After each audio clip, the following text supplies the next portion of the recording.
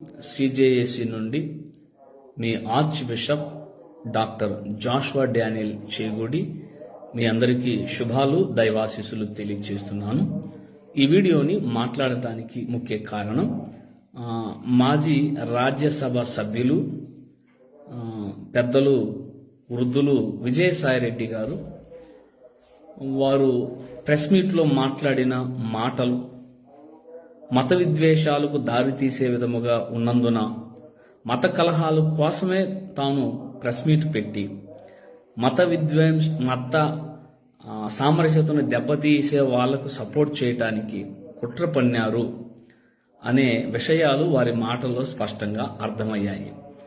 కాబట్టి ఆ విషయాలను బాధ్యత కలిగిన భారతీయుడిగా ఖండించడానికి వారికి ప్రేమతో బుద్ధి చెప్పడానికి నేను ఈ లైవ్ని మాట్లాడుతున్నాను.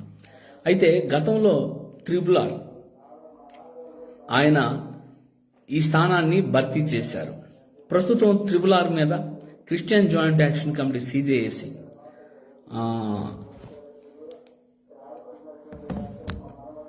ఎలక్షన్ కమిషన్ ఆఫ్ ఇండియా వారికి, ఏపీ స్టేట్ ఎలక్షన్ కమిషన్ వారికి, ఆంధ్రప్రదేశ్ రాష్ట్ర గవర్నర్ వారికి, అలాగే డిస్టిక్ ఎలక్షన్ ఆఫీసర్ కలెక్టర్ వారికి జూన్ నెలలో 29వ తారీఖున త్రిపుల్ యొక్క ఎమ్మెల్యే పదవిని ఆర్టికల్ 178, 179 అలాగే 195 ఆర్టికల్ సోన్సో వాటి ప్రకారం రద్దు చేయాలి అని, అలాగే పీపుల్ రిప్రజెంటేషన్ యాక్ట్ దాని ప్రకారం వారిని బర్తరఫ్ చేయాలి అని సోషల్ మీడియాలో, మెయిన్ స్ట్రీమ్ మీడియాలో కూడా మత విద్వేషాలు రెచ్చగొట్టే వ్యాఖ్యలు చేస్తూ మత కలహాలు సృష్టిస్తూ అధికారులను తన అధికారాన్ని అడ్డం పెట్టుకుని బెదిరించిన వీడియోలు అన్ని ఆధారాలు చేసి కంప్లైంట్ చేయడం జరిగింది. తదుపరి ఏపీ స్టేట్ ఎలక్షన్ కమిషన్ వారు నాకు లెటర్ పంపించారు.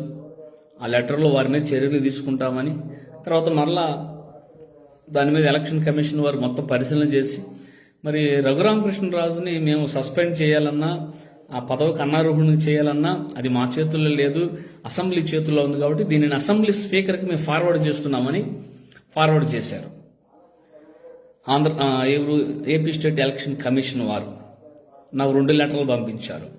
సో ఇప్పటిదాకా త్రిపుల్ చేసిన రాజ్యాంగ వ్యతిరేకం కాబట్టి ప్రస్తుతం ఈ స్టేటస్లో ఉంది కాబట్టి ఈ స్టేజ్లో ఉంది కాబట్టి దీనిని గౌరవ ఆంధ్రప్రదేశ్ రాష్ట్ర హైకోర్టులో ఈ ఆధారాలన్నీ కలిసి మన వాళ్ళు రెడీ చేసి ఒక పిల్లు కూడా ప్రజా ప్రయోజనాల వ్యాఖ్యాన్ని కూడా సిద్ధం చేశారు. అది కూడా రెడీ అయింది. ఇవన్నీ చేస్తున్నారు కాబట్టి ఇక అంత మాత్రమే కాకుండా Christian joint action committee CJAC May నెల 11వ తారీఖు 2026న పశ్చిమ గోదావరి జిల్లా కలెక్టర్కి కంప్లైంట్ చేసి ప్రజా స్పందనలో త్రిపుల్ మరియు మరికొంతమంది హిందూ పేరుని, హిందూ మతాన్ని అడ్డం పెట్టుకొని మత కలహాలు సృష్టిస్తున్న వారందరి సర్టిఫికెట్లలో, ప్రభుత్వ రికార్డులలో అక్రమంగా నమోదు చేసుకుని హిందూ మతాన్ని తొలగించండి అని కంప్లైంట్ ఇచ్చాం. అది న్యూస్ పేపర్లో వచ్చింది. దాన్ని కూడా మనం కోర్టులో ప్రొడ్యూస్ చేశాం. తర్వాత ప్రభుత్వ స్థలాలను ఆక్రమించి ఎలాంటి అనుమతులు లేకుండా జిల్లా వ్యాప్తంగా నిర్మించిన వందల దేవాలయాల్ని, ఇంకేవైనా సరే పూజా చెట్లోని విగ్రహాలని కోల్చమని కూడా రిప్రజెంటేషన్ ఇచ్చాం. ఇవన్నీ చేసిన తర్వాత ఖచ్చితంగా దీని మీద ఏదో ఒక యాక్షన్ తీసుకోవాల్సిన అవసరం ఉంది. పైగా గౌరవ హైకోర్టు కూడా వెళ్ళబోతున్నారని అనే విషయాన్ని అయిపోయి ఇక త్రిపుల్ తన పనిని చూసుకుంటూ నాకు అన్ని మతాలు సమానమే, నేను ఏ రోజు కూడా ఇలా అనలేదు అలా అనేది తర్వాత ఏబిఎన్లో, TV5లో ఆయన చెప్పుకున్నాడు. ఇప్పుడు ఆ స్థానం ఖాళీ అయిపోయింది. ఆ స్థానం ఖాళీ అయింది కాబట్టి ఇప్పుడు ఇంకో క్యాడర్ని దించారు. ఆ క్యాడరే విజయసాయిరెడ్డి గారు. ఇప్పుడు ఈ విజయసాయిరెడ్డి గారు నేను బీజేపీ పార్టీ కాదు, రెండోది నేను ఏ పార్టీ వాడిని కాదు, నేనే కొత్త పార్టీ పెట్టబోతున్నాను, ఆ పార్టీ పేరు మతోన్మాదం అనేది. ఎందుకు వీళ్ళు ఇలా తయారయ్యాయంటే వీళ్ళు గతంలో బ్యాంకు దొంగలు, వీళ్ళంతా బ్యాంకు చోరులు, ప్రజాధనాన్ని దోచుకున్న దొంగలు, ప్రజల భూముల్ని, ప్రభుత్వ భూముల్ని కబ్జా చేసిన దొంగలు. ఈ దొంగలందరికీ పెద్ద దొంగ పార్టీలు అండ ఉండాలి కదా, అది వెనకుంటాయి దేశ స్థాయిలో. ఈ చిన్న దొంగల పార్టీని ముందు పెట్టి వెనక నడిపించడానికి ఈ మత కలహాలు కోసమే ఇతన్ని రంగంలో దింపారు. ఇతడు మాట్లాడిన మాటలు కొన్ని పోస్టులు ఉండి చూద్దాం ఒకసారి విని ఏమన్నారు విందాం. ఈ రోజు కూడా నేను 4 గోడల మధ్య నేను బైబిల్ చదువుతాను. దేవునితో నాకున్న రిలేషన్షిప్ బైబిల్. జగన్ గారి విషయం కూడా అదే.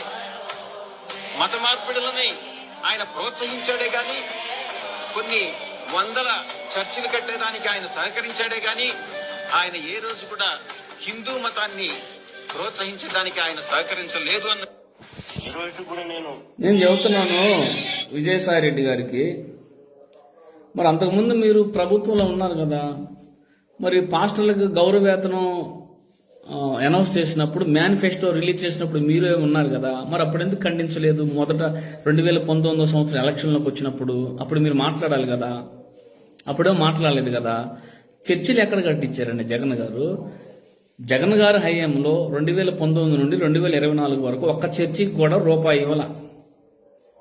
చర్చి నిర్మాణాలకు క్రిస్టియన్ మైనారిటీ ఫైనాన్స్ కార్పొరేషన్ నుండి ఒక్క రూపాయి నిధిని మాకు ఇచ్చినట్టు ఎక్కడ రికార్డు లేదు. ఒక ఇచ్చుకుంటే వాళ్ళ పార్టీ నాయకులు చెప్పిన వాళ్ళకి ఏమైనా ఇచ్చుకున్నారేమో కానీ గ్రౌండ్ స్థాయిలో, మిడిల్ స్థాయిలో పనిచేసే ఏ పాస్టర్ గారి చర్చికి ఒక్క రూపాయి ఇవ్వాల. జగన్ గారు 100 చర్చిలు మాకు కట్టించేది ఏంది? జగన్ గారు ఏమన్నా క్రైస్తవ్యానికి ఏమన్నా పునాదా?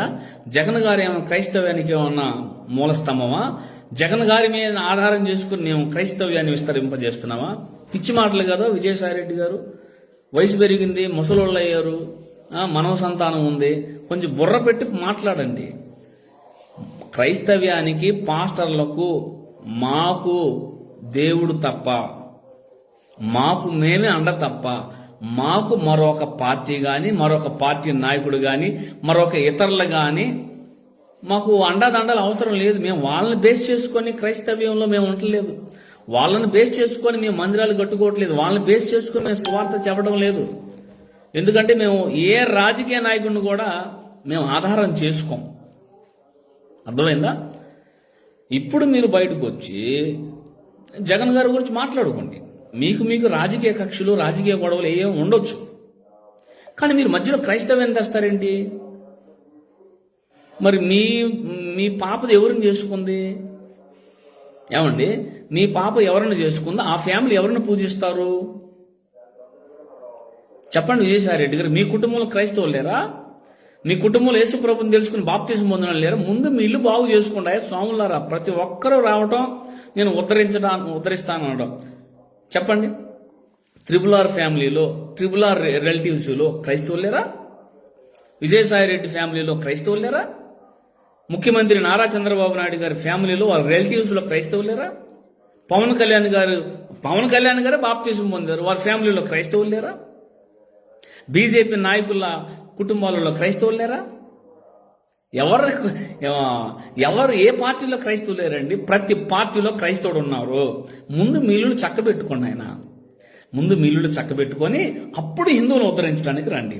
అయినా రాముడి పేరట రామరాజ్యాన్ని సృష్టించడానికి మీకు చేతనైతే ఈ రాష్ట్రంలో, ఈ దేశంలో నిజమైన బీద మధ్యతరగతి హైందవ సహోదరులు ఉన్నారు. వారిని ఆదుకోండి. మా క్రైస్తవులకి, ముస్లింలకు పక్కన పెట్టండి. మీకు నిజంగా హైందవుల మీద ప్రేమ ఉంటే, హిందుత్వ వాదులైతే మొదట ప్రతి హైందవ కుటుంబానికి 5 ఎకరాలు మెట్ట భూమి, 3 ఎకరాలు మాగాని ఇచ్చి మీరు హైందవ వాదులని నిరూపించుకోండి, రాముని వారసులని నిరూపించుకోండి.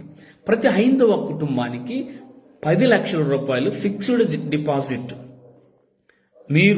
మీరు బ్యాంకులను దోచుకొని, ప్రజల భూములు దోచుకొని, పదవులను అడ్డం పెట్టుకొని, అక్రమ దందాలు దోచుకొని, విదేశాలు దాచుకున్న ఆ నల్ల డబ్బుతో నా నిజమైన హైందవ సహోదరుల కుటుంబాలకు 20 లక్షలు ఫిక్స్డ్ డిపాజిట్ చేయండి. ప్రతి ఒక్క పేద మధ్యతరగతి హైందవ వాళ్లకు సొంత స్థలాన్ని, ఒక 5 సెంట్లు స్థలం కొనిచ్చి అందులో 2 బెడ్రూమ్లు, ఒక కిచెన్ హాలు కలిగిన RCC బిల్డింగ్ నిర్మించండి. తర్వాత ప్రతి హైందవ కుటుంబంలో ఉన్న ఆడపిల్లలకు వివాహాలు చేయండి. ప్రతి హైందవ కుటుంబం ఆడపిల్లలు పుడితే వాళ్ళ పేరున ఒక 5 లక్షలు ఫిక్స్డ్ డిపాజిట్ చేయండి. ప్రతి హైందవుల ఏరియాలో చక్కగా ఒక మంచి హాస్పిటల్ కట్టించండి. ప్రతి హైందవ ఏరియాలో ఒక మంచి స్కూలు, ఒక మంచి కాలేజ్, ఒక మంచి యూనివర్సిటీ కట్టించండి. ఏమండి, ప్రతి హైందవ కుటుంబాలను ఆదుకోనండి. ప్రతి హైందవ కుటుంబంలో ఉన్న నిరుద్యోగులను ఆదుకోనండి. ప్రతి హైందవ కుటుంబంలో ఆడపిల్లలకు వివాహాలు చేయండి.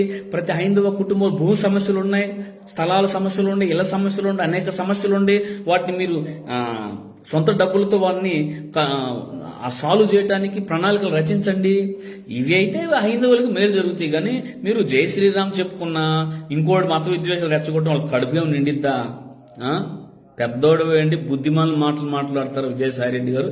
చిత్తశుద్ధి ఉంటే ఎవరైనా సరే నేను హిందూవాదిని అని చెప్పుకునేవారు ఇప్పుడు నేను చెప్పినవన్నీ చేయగలగరా? ఆ సామర్థ్యం, ఆ సత్తా, ఆ దమ్ము, ఆ నీతి, నిజాయితీ మీకుందా? ప్రతి ఒక్కరు దేశాన్ని దోచుకోవటం, బ్యాంకులను దోచుకోవటం, భూములు ప్రజల ధనాన్ని దోచుకోవటం, ప్రజల భూములు దోచుకోవటం, ప్రజల స్థలాలను దోచుకోవటం, అందిన గాడికి అందుకోవటం, చివరికి ఈడీ కేసులని, ఇంకా సిబిఐ కేసులని, ఈ కేసులను తప్పించుకోవడానికి ఇక నాగార్జున గారి కళ్ళు అన్నమాట మోదీ గారి కంట్లో పట్టడానికి మత విద్వేషాలకి రంగులను దిగటం. మీకు నిజమైన హైందవుల మీద ప్రేమ ఉంటే కదా, మీరు వచ్చినా, మీ తాత ముత్తాతలు వచ్చినా, మీలాంటి వాళ్ళు కోట్ల మంది కలిసిన క్రైస్తవ్యానికి, పాస్టర్లకు, మా చర్చిలకు, సమాజానికి నాకు నష్టం లేదు. అదరం బెదరం అంటే మా హైందవుల జోలికి వస్తే మరి బాబు దోచుకుంది నువ్వే కదా హైందవుల్ని. 666 దోచుకున్నాడు, నువ్వు దోచుకున్నావు, మళ్ళీ హైందవులని పేరు పెట్టుకుని వస్తారేంటి? దోచుకున్న కాడికి దోచుకున్నారు హైందవుల్ని, మళ్ళీ ఇప్పుడు హైందవులు గుర్తొచ్చారా మా పేరు చేతు? మీకు తెలుసో తెలీదో, నిజంగా గ్రౌండ్ స్థాయిలో నిజమైన హైందవులందరూ మీ మొఖాలు ఉమ్మేస్తున్నారు. చీచి ఈ దొంగలందరూ ఇలా ఉండారు ఏంటనేది తెలుసా? మీరు బయట అరిచే ఆ కొంతమందే కానీ గ్రౌండ్ స్థాయిలో హిందువులు, ముస్లింలు, క్రైస్తవులు మేమందరం అన్నదమ్ములుగా ఉన్నాం. మమ్మల్ని ఎవరు విడదీయలేరు. విడదీయటానికి వస్తే వాడికి బడితే పూజ చట్టంతో చేస్తాం. కాబట్టి 666 మీద మనం కేసులు వేసిన వలన అతడు కేసులు వేసిన మమ్మల్ని చంపిస్తాడంట. ఏం 666 గారు మీరు చంపించేది? ఎంతమందిని చంపుతారు మీరు? మీ మీద మేము కేసులు వేస్తే ఈ ఎలక్షన్ కమిషన్ మీ మీద చర్యలు తీసుకోమని అసెంబ్లీకి స్పీకర్ గారికి ఫార్వర్డ్ చేస్తే ఇప్పుడు మీ అక్రమ దందాలకు, అక్రమ ఇల్లీగల్ యాక్టివిటీస్కి పులి స్టాప్ పడిందని దాన్ని కక్ష కట్టి మమ్మల్ని చంపుతారా? సిజేసీని లేదా నన్ను మమ్మల్ని చంపుతారా? అవునా 666 గారు? సేవ అంటేనే చావు, అర్థమైందా? మీ ఉడత ఊపులకి ఇక్కడ ఎవరు భయపడేది లేదులే. కానీ ఖచ్చితంగా రాజ్యాంగానికి, చట్టానికి వ్యతిరేకంగా మాట్లాడినా, వెళ్ళినా అడ్డుకుంటాం, ప్రశ్నిస్తాం, నిలదీస్తాం. ఇంకా చట్ట పరిధులు దాటి వెళితే గౌరవ న్యాయస్థానాలను ఆశ్రయిస్తాం. చిత్తశుద్ధి ఉంటే విజయసాయి రెడ్డి గారు ముందు నేను చెప్పింది చేయండి, ఓకేనా? మరి అప్పుడున్నప్పుడు ఎందుకు జగన్మోహన్ రెడ్డిని సమర్థించారు? ఎవరండి మాకు జగన్మోహన్ రెడ్డి గారు? ఏమన్నా మాకు క్రైస్తవుని పెద్ద? ఎవరండి మాకు పెద్ద? మరి లేకపోతే రాజశేఖర రెడ్డి గారు ఎవరండి? విజయసాయి రెడ్డి గారు. రాజశేఖర రెడ్డి గారు ఎవరు? విజయమ్మ గారు ఎవరు? మరి వాళ్ళ కాళ్ళు కూడా మీరు దండాలు పెట్టారు కదా, వాళ్ళ కాళ్ళు కూడా వచ్చారు కదా, వాళ్ళ కాళ్ళ కిందే దుమ్ము దూలు నాకారు కదా. మరి వాళ్ళని అందరేంది మీరు? అక్కడి నుంచి కదా జగన్ నుంచి వచ్చిందండి, వారసత్వం ఆ నుంచి వచ్చింది కదా, అక్కడి నుంచి వచ్చింది కదా. ప్రతి ఒక్క దేశాన్ని దోచుకున్నవాడు, బ్యాంకులను దోచుకున్నవాడు, ప్రజాధనాన్ని, భూములు దోచుకున్న దొంగలందరూ మా క్రైస్తవుల మీద పడతారు. అమాయకమైన హైందవుల్లో లేనిది పుట్టించడానికి ప్రయత్నం చేస్తారు. మీ ఆటలు సాగవు. మీ చట్ట వ్యతిరేకమైన దుశ్చర్యలు ఎన్నటికీ సఫలం కావు అనే విషయాన్ని మీకు స్పష్టపరుస్తూ, రేపు మరి పార్టీ పెడతాడంట. ఏం పార్టీ నువ్వు పెట్టేది? పార్టీ ఎందుకు పెడతా మాకు తెలియదు ఏంది? 666 స్థానంలో నిన్ను నియమించుకున్నారు నీ అక్రమ సహవాసగాళ్ళందరూ కలిసి, అక్రమ నీ పార్టీలన్నీ కలిసి. ఇప్పుడు ఆ స్థానాన్ని భర్తీ చేయడానికి ఒక పార్టీ పెట్టుకుంటున్నావు. ఆ పార్టీకి వచ్చి మత విద్వేషాలు రెచ్చగొడతావు. జనాలు ఏం చేయాలో చేస్తారు. అది కాదు నువ్వు వచ్చింది. నిజంగా నువ్వు రాజకీయంగా ఎదగాలి, పార్టీలకు రావాలంటే ఏం చేస్తావు? అన్ని మతాలను కలుపుకుంటావు. ఇప్పుడు నీకు ఒక మతానికి సంబంధించిన ఓట్లు వద్దు కదా, ఒక కులానికి సంబంధించిన ఓట్లు వద్దు కదా, నీ ఎజెండా నీ పార్టీ కాదు కదా. నువ్వు పార్టీ ఆ నీలి పార్టీల నీడలో పనిచేయడానికి వచ్చినోడివే కానీ మీకంత సీను లేదు. పైగా మిమ్మల్ని చూసి ఎవరు వణికేది గడగడలాడేది ఆ ప్రజలు అనే విషయం కూడా లేదని తెలియజేస్తూ ఈ నా మాటలు ముగిస్తున్నాను.